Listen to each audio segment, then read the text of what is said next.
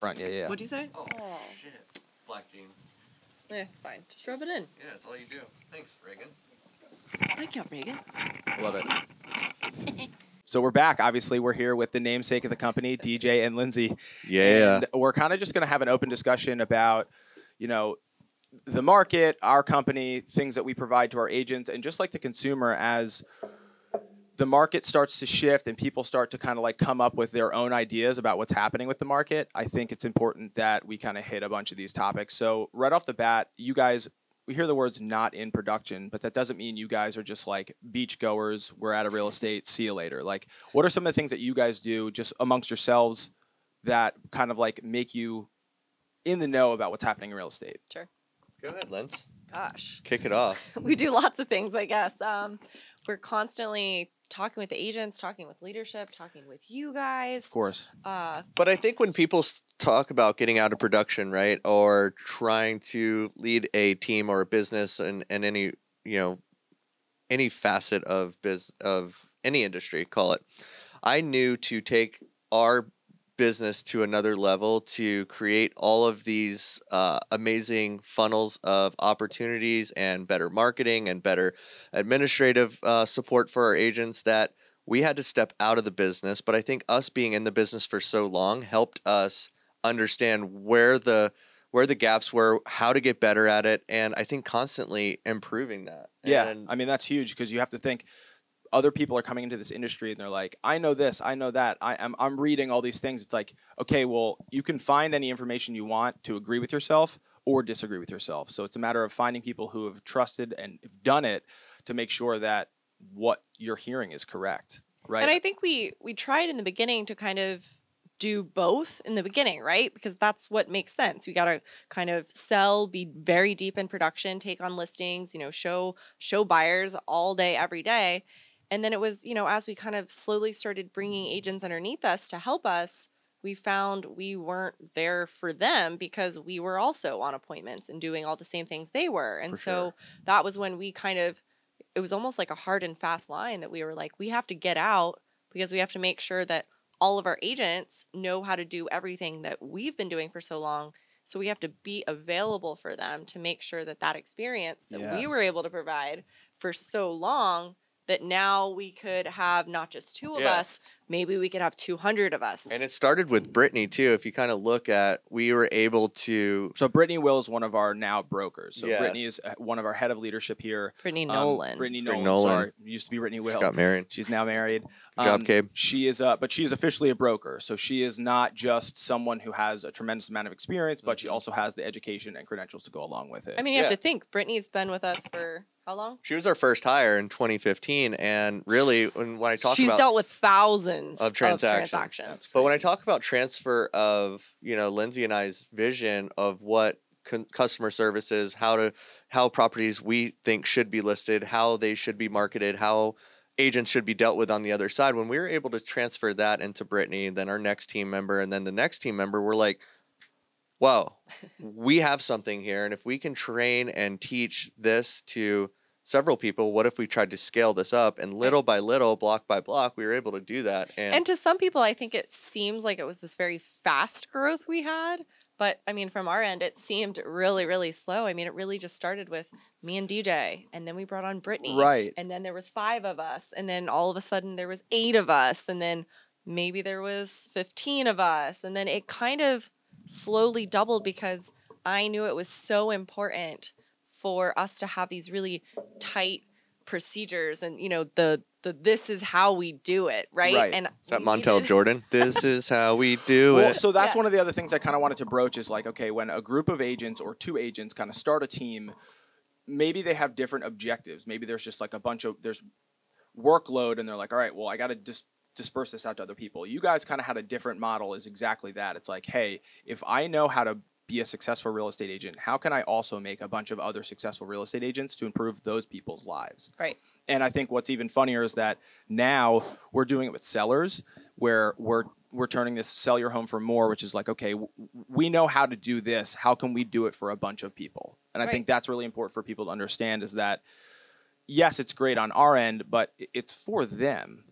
Everything, whether it's the agent, whether it's the seller, whether it's the buyer, everything is being done for them. And I mean, you say it, honestly, you say it way too much. We're in the service industry. We are Right. 100% in the service industry. Weekends, So when you holidays. when you see the direction of the way the world's going, where everybody wants everything now, well, what I think we'd be silly to think that real estate's any different, right? Right. And recognizing that early and being able to pivot like we did and say, hey, how do we service customers when they want it, how they want it, and immediately upon their needs?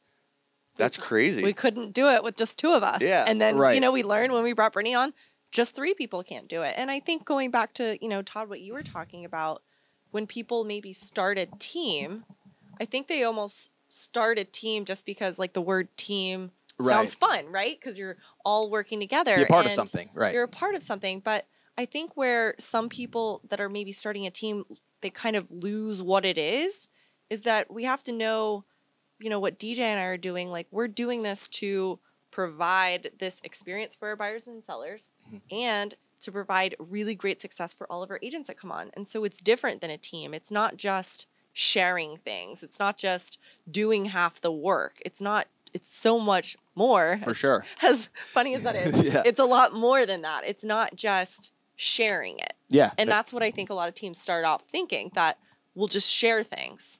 And sharing doesn't Right. create more. Right. Sharing helps, but in the end, at some point, innovation needs to happen, and you guys need to move the needle forward, as we always say. Right. And that's one of the things I think you guys latched onto early, and obviously the market helped. And you're just like, okay, like, let's just keep putting money back into this business to be able to provide more to the agents, which is like myself and our entire marketing department. I mean, we have a full-fledged in-house marketing department. We have employees that take care of everything, whether it's billboards, commercials, whatever you need, our email marketing, all these things that are all good touch points that agents need to have, that instead of hiring here, you're just like, let's just build it in-house. Did you guys kind of see a change in that? Like, when you're like, okay, wow, like, here's the jump from when we didn't have an in-house marketing team to when we did have an in-house marketing team. Yeah, this is like, I love this because I listen to people talk about this and do this all the time. They're like, oh, why don't we hire this, why don't we outsource all of this stuff to different companies? But then I can't sit here and I'm going to just say, like, I love Lindsey's creative mind. She's been able to create awesome branding, but then you come in and you have a different edge, and Matt and Reagan, and now we have all of this collaboration of geniuses that are doing more. Yeah. We can sit around a table and just, kind of shoot the, Yeah, exactly. And find out what are consumers looking for? What's the proper message? Looking at, I mean, yeah, right. Everyone sees the world from a different lens. So it's like, now if those people are in-house, we trust their opinion. They've kind of like, we've built this rapport, versus like, okay, these people service them and like 7,000 other people. It's like, realistically, are they worried about us, or are they worried about the other people? Right. So it's a matter of like bringing all that stuff under one umbrella and then dispersing that to the agents, right? Like we do work for the agents. We talk about that constantly. So if there are services or anything that these people need, we want to make sure that we're providing with them, but not taking away from what the main message is to still servicing these buyers and sellers, right? That's always like our kind of North Star, as you say. It's the agent and it's the consumer. Yeah, it's definitely this whole trickle down thing where we have to initially really care about, all of us here, all of the employees, all the support. We have to care about the agents because we know all we need the agents to worry about is caring about the consumer. That's all I want them to be thinking about. Like, that's all I want them to be improving on, is how can we make that experience for a buyer and seller better? Yeah, absolutely. And that's what I kind of want to touch on now is, so we obviously gravitated toward the headline and the tagline, sell your home for more. And even when we sat around the table, I mean, you kind of came up with it and we were just kind of like, that's genius. And we're just thinking, we're like, well, what is the more? Like, of course. I mean, I think we were all just like sitting around, and I don't even think it was like a meeting I wasn't really invited to, I think. Yeah, I that's just very kind true. of happened to overhear. Yeah, and that's very you guys true. are pitching all these different taglines, and I'm like, gosh, they put so much work and effort into this. And I'm like, why can't it just say sell your home for more? Right. Isn't that what we want to do? We want sellers. I mean, this is a big investment for most people. It's the biggest thing they will ever purchase in their Correct. life. And I'm like, isn't this what sellers need to hear? Sell your home for more. You know, don't just sell it for less. Don't sell it because it's easy. Don't, you know, sell it to a friend or a family member because, you know, you said you'd give them a deal. Like, that is a big investment. And you need to hire someone that can get you the most money for it. Right, for sure. And it's funny because we had a similar kind of instance here with an employee of ours. We have a whole team of transaction coordinators. They sit right behind this wall. We've talked about them before. And one of them was actually selling her own home. And she was looking to upgrade her home, but the only way she said she literally could do that was if she sold her home literally for more. She said, I have to do this. We have to, all these different things that we have to pay. You know, we're trying to pay off this car, trying to this. And the only way we'll be able to do this and move to this house is if we sold it for more. So found their dream home, but said, can't buy it unless I sell my current home for way more than I think it's worth, than she thinks it's worth, than 100%. anyone thinks it's worth. Mm-hmm. I have to sell it for more so that I can do all of these other things. Correct. And she had gotten an initial cash offer from one of those companies, Sure. and she walked in, and the new construction kind of like backdoored her, like, hey, we need it to be under contract. And we're like, okay, well, how fast can we get something under contract? And instead of going with the instant cash offer thing, she wound up listing her home, and within 48 hours got a full cash offer for what she was asking for, which what she needed in order to buy the new home.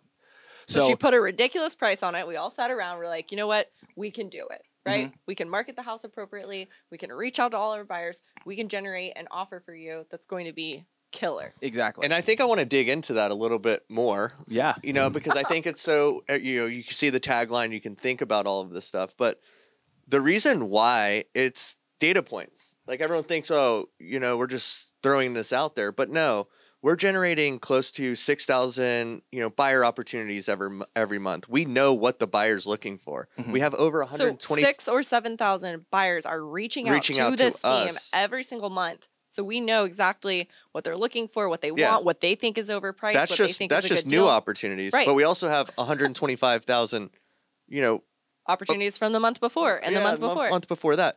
Point being is we know what the buyers are looking for. Yeah. Well, not only that, we have, I think we're carrying 75 to 100 listings right now. We know what the sellers are looking for. Mm-hmm. So when I was talking about, the instant gratification of everyone's wants and needs, to be able to service that at such a high level and understand what's going on, the market's different than it was 3 months ago, 6 months ago, 9 months ago. So we're able to see all of the trends, in my opinion, so much quicker than anybody else. Oh, 100%. And sometimes, sometimes the market is different day to day, right? I mean, I know this has always been my, personal strategy when listing a home, whether it was, 10 years ago, 5 years ago, last month.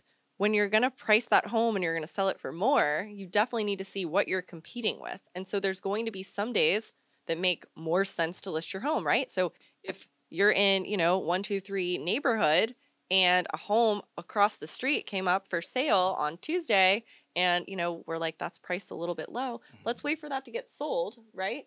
Then, let's go on the market when there's no inventory or low inventory, right? So there's also kind of that strategy there that, we want to make sure we're not competing with anything, make sure that is the only house and it's the best house. And let's even talk about your own house, because that kind of has a similar story, is the fact that everyone talks about hassle-free, like, this and that. So you listed your own house, and we laughed about this because it fetched a pretty stupid price compared to what the estimate was. Sure. But just after it had sold and closed, the estimate miraculously was within $1,000. Sure. What was the previous kind of estimate on that home? Like, what would you say would be the? I think when I looked at it, we initially looked at it was 600,000. Okay, and it totally sold for 600,000. It totally did not sell for 600,000. What did it actually? What did you wind up signing the sheet? What did we pay for it? Yeah. So paid $260 for it. So multiple offers back in the day too. Multiple offers. You had offers. to go $20,000 over. It was my dream home. So I wanted to be in a specific area east of a certain road because I surf. Yeah. And I wanted to be able to ride my bike. bike. People are beach people. Yeah, I wanted to surf, so I wanted to ride my east bike. East of A1A business. Yeah. Only on these certain streets. Only on these certain streets because I had lived in a condo for 5 years, and I just the restaurants were right there, and I just really enjoyed it. You get used to what you know and like, and now this came up, and I was on a plane to Puerto Rico, put a sight unseen offer in, went $20,000 over, which I always talk to people about. I hear multiple offers all the time. Right. And it's like, how bad do you really want this house? And at that time, nobody was doing $20,000. Now it's like normal. Yeah, right. Yeah, but back then it was like 2, 3, 4,000. I was like, I want a 0% chance that anybody else gets this house. This is my house. This is my house. And I think people need to understand So that. listed at 249. 249. You went in at 269. Won it. Won it. Renovated it. It was a pool home. Awesome backyard. Did Corner lot. Yeah. Best neighbors. Best neighbors. Listed it for $875. The estimate at that time was. And there was a lot of buzz, a lot of pre-marketing around it. We finally listed it, I think, on a Wednesday. We did no showings until the open house on Saturday and Sunday. And, DJ got a little nervous, but I was like, listen, this is what we need to do, right? Houses don't need to sell in a day, right? If a house sells in a day, that might not be your best offer. And this is what we also are kind of constantly training our agents on and discussing with our sellers that, let's wait 5 days, and that's when we'll review all of the offers. And you don't need 300 people walking through your house. Like the photos that are supplied online and all these other services, like if you're serious about this home and you want to see it in person, like that's what matters. Like, hey, this is what I want. So we did the same thing on our home that we do for all of our sellers. We did the same thing. Then it went Monday. There was a couple showings. Tuesday, no showings, right? He's getting a little nervous. Should we drop the price? And I'm like, no, we're going to get more for our house, right? Then it was Wednesday. And we get this full price cash offer. I mean, what more could you have wanted? That we priced our house right where, we thought, it needed to be. It was aggressive. We know that. It was aggressive, but there's nothing else like it. And I say this, I sound like every seller right now, but it was special. It has a special backyard. It has a special privacy. So, but had you dropped the price, and I think this is what people don't understand, they get nervous, I think. They get nervous, but you're negotiating with yourself. Yes. You're literally negotiating with yourself like, I wouldn't pay this. Like, what would you pay for your own home? And then demand that from a seller. Somebody else is also going to want that. Right. And I don't think people realize that. Exactly. If your home sold in a day, you either priced it too low.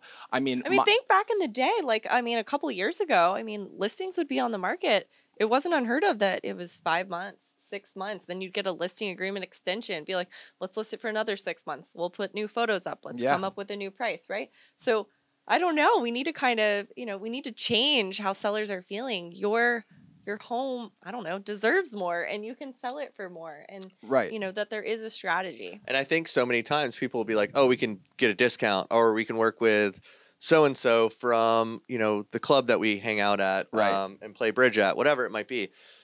But the disservice you might be doing 100% could be, let's all talk about it. 1% of $5,000 or $500,000 is $5,000. Right.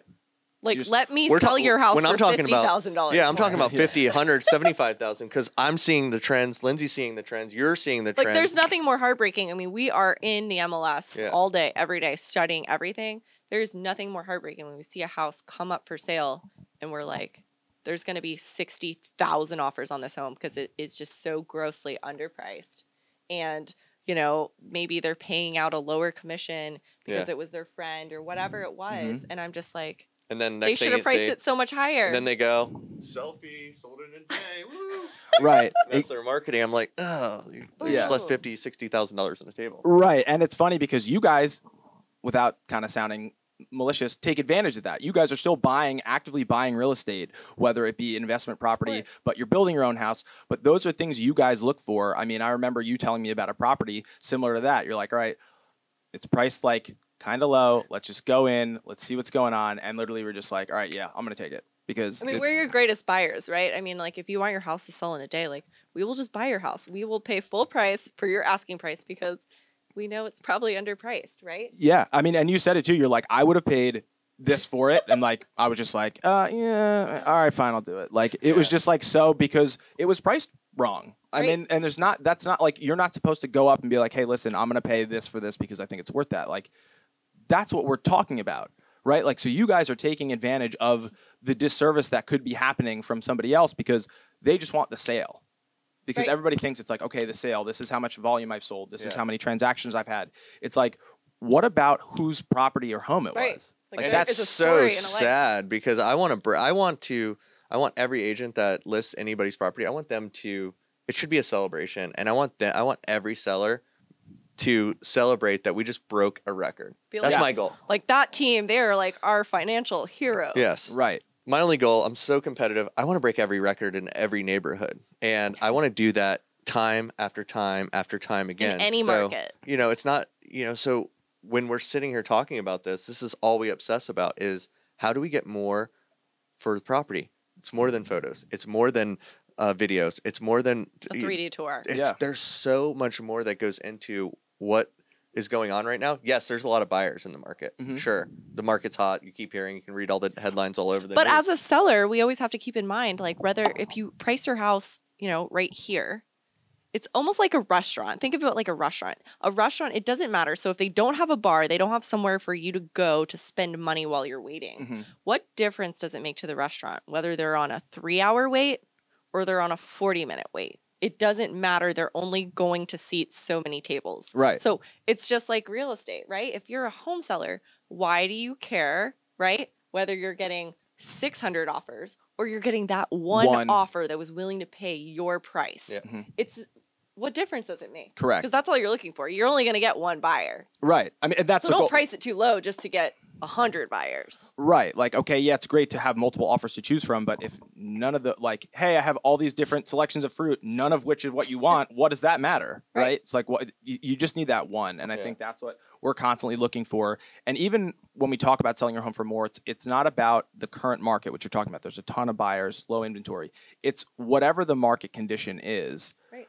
We're going to be vetting it so heavily to find out what's the best possible outcome for your property and the best price that we can get for it. Because, again, that's the goal. It's what are you going to do when your home sells for more?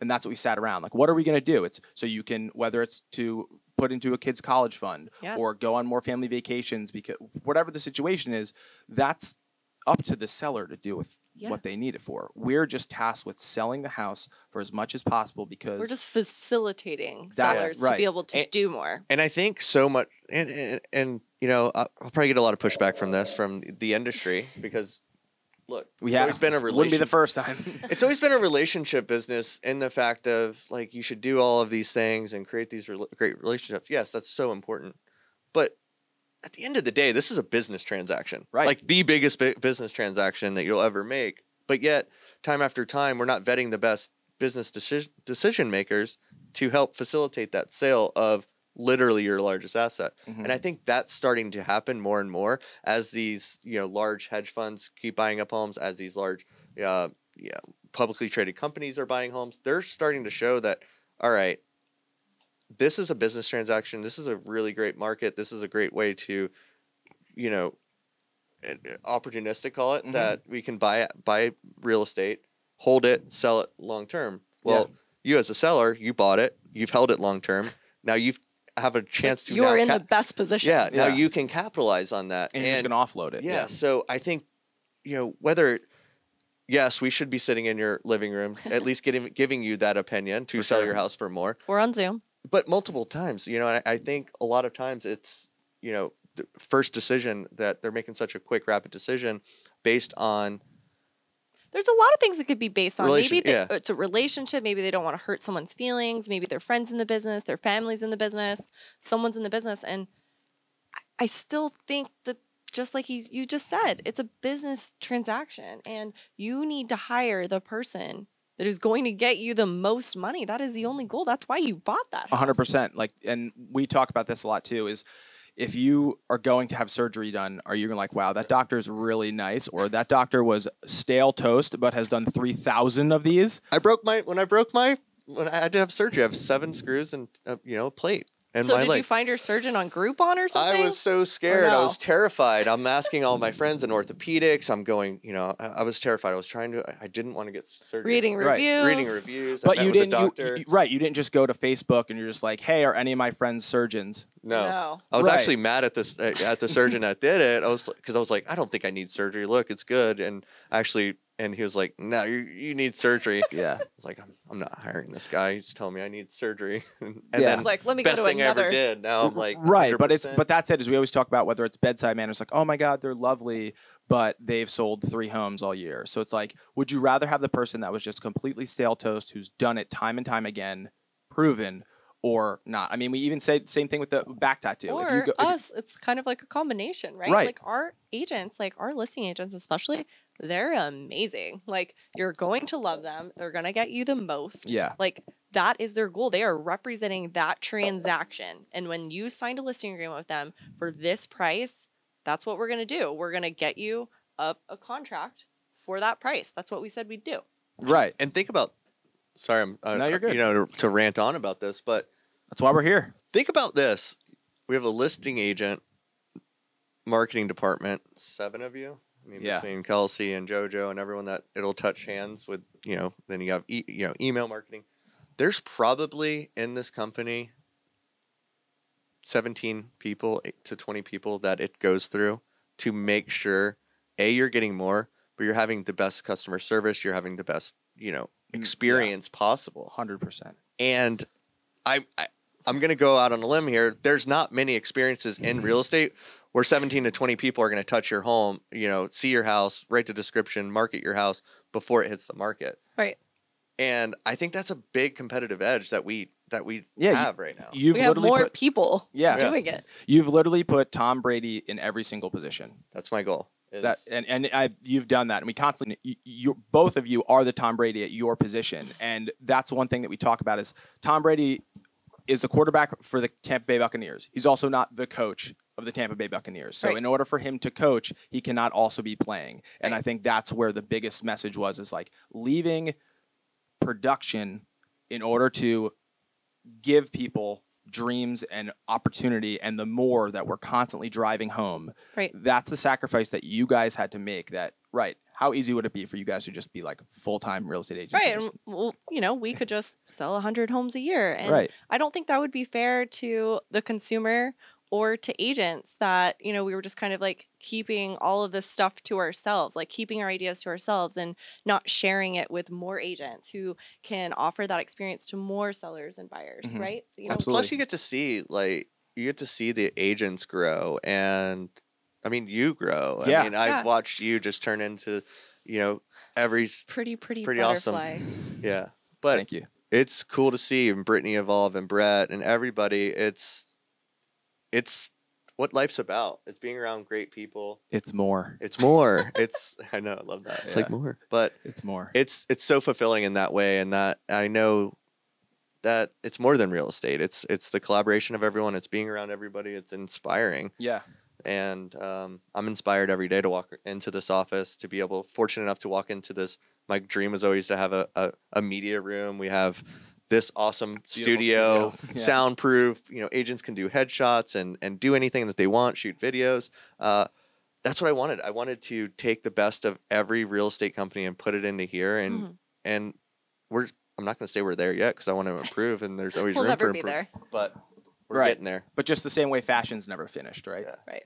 We're there, but we're never finished. Yeah. So Never. thank you guys for coming on. Thanks for Obviously, having us. Thank you. I love doing this. Even providing me with the opportunity to do this is so great. So Like, this is your job, Todd? this is my job, and this is the opportunity and the more that you guys give to us. So thank you guys for coming on. Thanks and for having us. Thanks. Expand or expire. Expand or expire.